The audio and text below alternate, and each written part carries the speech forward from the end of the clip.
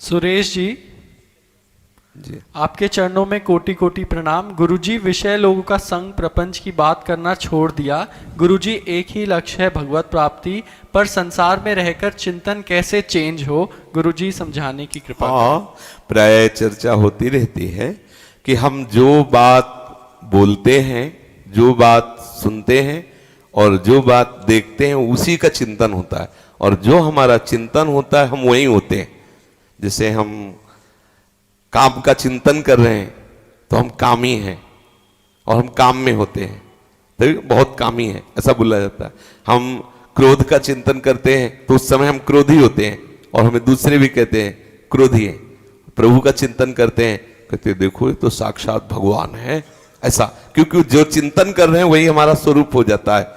तो हम क्या करें, अब हमें भगवत चिंतन करना है तो हम प्रभु का यश गाएं, प्रभु का नाम कीर्तन करें, प्रभु का नाम जप करें। ये हुआ बोलने का। हम कानों से प्रभु की चर्चा सुने और प्रभु का नाम कीर्तन सुने, और अगर बाहर नहीं सुनने को मिला तो अंदर श्रवणेंद्री को नाम सुनाए, अंदर श्रवणेंद्री को प्रभु की लीला चिंतन जो कर रहे हैं, एक एक शब्द सुनाई देता है अंदर। जैसे कोई पद हम गुनगुना रहे हैं अंदर है, ऊपर से मौन, तो अभी श्रवणेंद्री अंदर से सुन रही है। और हम नेत्रों से भावना करें कि चराचर जगत में हमें दिखाई भले नहीं दे रहा लेकिन मेरे प्रभु हैं।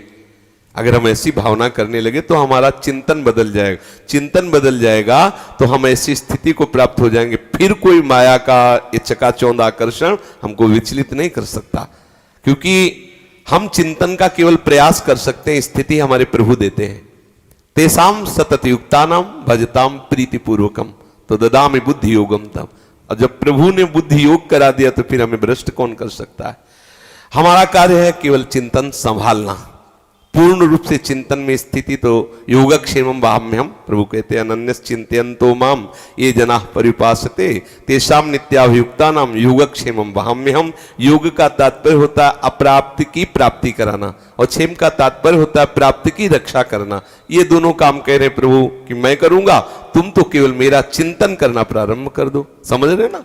अगर कोई ऐसे कुसंगी वातावरण में आपको कभी ऐसा लगे कि हम कुसंग में फंस रहे हैं तो उनमें भी भगवत भावना करने लगो, और भावना करो मेरे प्रभु मेरी रक्षा करना, आप इस रूप में विराजमान हो, कहीं मैं फिसल न जाऊं। तो आपका भगवत चिंतन बन रहा है, आपका चिंतन ऐसा सुरक्षित बन रहा है कि आपको कोई भ्रष्ट नहीं कर सकता है। समझ रहे।